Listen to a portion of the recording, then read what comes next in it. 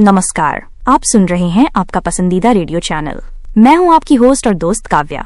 गोरखपुर शहर और आसपास के क्षेत्रों की हर छोटी बड़ी हलचल को आप तक पहुंचाने के लिए मैं हाजिर हूं। बुलेटिन की शुरुआत करते हैं 3 सबसे बड़ी खबरों के साथ। पहली अच्छी खबर, मुख्यमंत्री योगी आदित्यनाथ आज से 2 दिवसीय दौरे पर गोरखपुर में हैं। वे यहां एनसीसी अकादमी और विरासत गलियारा जैसी बड़ी विकास परियोजनाओं का निरीक्षण करेंगे, जो शहर की प्रगति को नई रफ्तार देगा। दूसरी सकारात्मक खबर गोरखपुर के लिए गर्व का पल है। महाराणा प्रताप इंटर कॉलेज के छात्र अंश का चयन राष्ट्रीय वॉलीबॉल टीम में हुआ है। अंश अब हिमाचल प्रदेश में होने वाली प्रतियोगिता में उत्तर प्रदेश का प्रतिनिधित्व करेंगे। तीसरी अच्छी खबर, पासपोर्ट बनवाने वालों के लिए राहत की बात है। पासपोर्ट कार्यालय द्वारा लगाए गए जन शिकायत मेले में एक ही दिन में 300 से अधिक शिकायतों का समाधान किया गया है। चलिए अब विस्तार से जानते हैं आज की सभी खबरें। मुख्यमंत्री योगी आदित्यनाथ आज यानी 28 दिसंबर को 2 दिवसीय दौरे पर गोरखपुर पहुंच रहे हैं। मुख्यमंत्री का ये दौरा शहर के विकास के लिए बेहद अहम माना जा रहा है।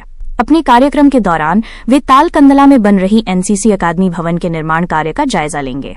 इसके साथ ही ट्रांसपोर्ट नगर स्थित रैन बसेरा और शहर में विकसित किए जा रहे हेरिटेज कॉरिडोर यानी विरासत गलियारा का भी निरीक्षण कर सकते हैं। मुख्यमंत्री कल यानी 29 दिसंबर की सुबह जनता दर्शन कार्यक्रम में आम लोगों की समस्याएं सुनेंगे। इसके बाद दोपहर में वे विधायक खेल स्पर्धा के समापन समारोह में शामिल होंगे और विजेताओं को पुरस्कृत करेंगे। अब शिक्षा जगत से जुड़ी एक जरूरी खबर पर नजर डालते हैं। दीनदयाल उपाध्याय गोरखपुर विश्वविद्यालय के छात्रों के लिए आज का दिन महत्वपूर्ण है।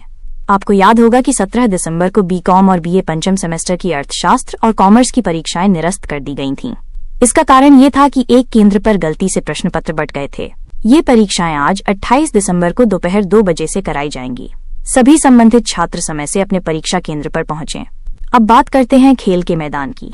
गोरखपुर की खेल प्रतिभाओं ने एक बार फिर शहर का नाम रोशन किया है। महाराणा प्रताप इंटर कॉलेज के होनहार छात्र अंश का चयन अंडर 14 बालक वर्ग की राष्ट्रीय वॉलीबॉल टीम में हुआ है। अंश अब उत्तर प्रदेश की टीम का हिस्सा बनकर 5 से 9 जनवरी तक हिमाचल प्रदेश के सिरमौर में होने वाली राष्ट्रीय प्रतियोगिता में अपना कौशल दिखाएंगे। खेल से ही जुड़ी कुछ और खबरें हैं, लेकिन उससे पहले एक नजर डालते हैं रेलवे से जुड़ी महत्वपूर्ण जानकारियों पर। पूर्वोत्तर रेलवे ने नए साल से यानी 1 जनवरी से अपनी 67 ट्रेनों की समय सारिणी में बदलाव किया है। इनमें गोरखपुर से चलने वाली 16 और यहां से गुजरने वाली 27 ट्रेनें शामिल हैं। इन ट्रेनों के समय में 3 से 10 मिनट का अंतर किया गया है। रेलवे प्रशासन यात्रियों को एसएमएस के जरिए इस बदलाव की जानकारी दे रहा है। वहीं प्रयागराज में लगने वाले माघ मेले में जाने वाले श्रद्धालुओं की सुविधा के लिए रेलवे ने एक अच्छी पहल की है। 1 जनवरी से 2 अनारक्षित स्पेशल ट्रेनें चलाई जाएंगी। पहली ट्रेन बढ़नी से चलकर गोरखपुर होते हुए झूसी तक जाएगी, जबकि दूसरी ट्रेन गोरखपुर से सीधे प्रयागराज रामबाग तक जाएगी। ये ट्रेनें जनवरी और फरवरी माह में चुनिंदा तारीखों पर चलेंगी।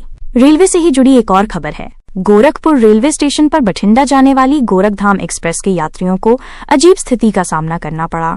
ट्रेन प्लेटफॉर्म पर आ गई, लेकिन 10 मिनट तक उसके दरवाजे ही नहीं खुले। यात्री सामान लेकर प्लेटफॉर्म पर इंतजार करते रहे। बाद में आरपीएफ के जवानों ने दखल दिया और कैरेज स्टाफ को बुलाकर दरवाजे खुलवाए, तब जाकर यात्री ट्रेन में सवार हो सके। अब शहर में चल रही सामाजिक गतिविधियों और खेल आयोजनों पर एक नजर डालते हैं। खेल के मैदान से परिणाम और सामाजिक सरोकार।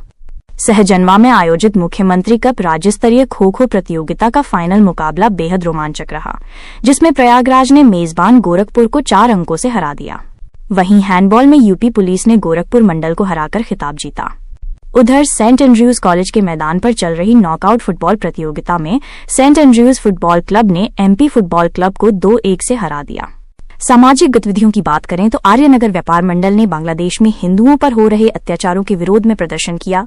प्रदर्शनकारियों ने बांग्लादेश की अंतरिम सरकार के मुखिया मोहम्मद यूनुस का पुतला जलाया और प्रधानमंत्री नरेंद्र मोदी से हस्तक्षेप की मांग की। वहीं पासपोर्ट कार्यालय में आयोजित जन शिकायत निवारण मेले में 300 से अधिक आवेदकों की समस्याओं का तुरंत समाधान किया गया। अधिकारियों ने बताया कि अब हर दूसरे महीने के आखिरी शनिवार को ऐसा मेला लगेगा।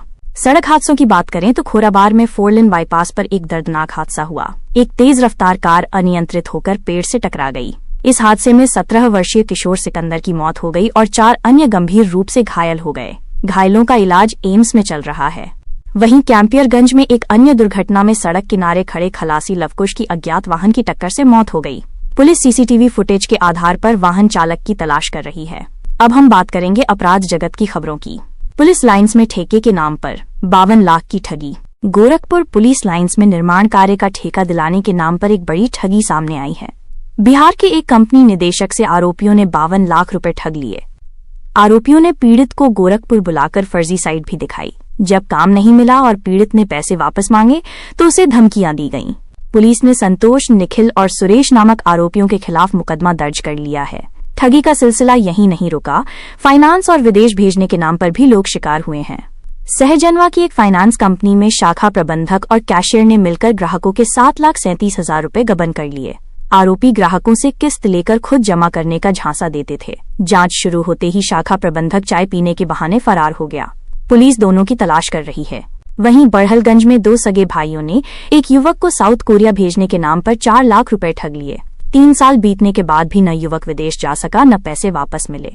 पुलिस ने दोनों भाइयों विनय और दुर्गेश तिवारी पर केस दर्ज किया है। इसके अलावा कोतवाली क्षेत्र में एक लॉज में 71 दिन रुकने के बाद एक व्यक्ति बिना किराया दिए फरार हो गया। उसका बिल 84,000 रुपए से ज्यादा था। पैसे मांगने पर उसने जान से मारने की धमकी दी। इन ठगी की वारदातों के बीच चोरी और गंभीर अपराध की खबरें भी चिंताजनक हैं। रामगढ़ताल क्षेत्र में ऑटो में सफर कर रही एक महिला के पर्स से सोने के गहने चोरी हो गए। शक है कि साथ बैठी महिलाओं ने ही इस वारदात को अंजाम दिया। पिछले कुछ समय में ऑटो में महिलाओं के साथ चोरी की ये चौथी घटना है। पुलिस सीसीटीवी फुटेज खंगाल रही है। पिपराइच में छात्र सुधीर उर्फ भोला की हत्या से इलाके में तनाव है। कल छात्र का शव घर पहुंचा तो कोहराम मच गया। आक्रोशित ग्रामीणों ने आरोपियों के घरों और दुकानों में तोड़फोड़ की।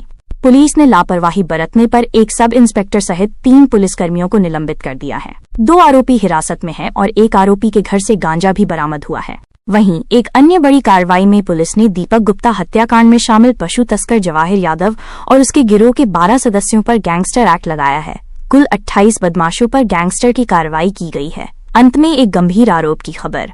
गोरखपुर एम्स के सुरक्षा गार्डों पर आरोप लगा है कि वे दलालों के साथ मिलकर मरीजों को निजी अस्पतालों में भेज रहे हैं।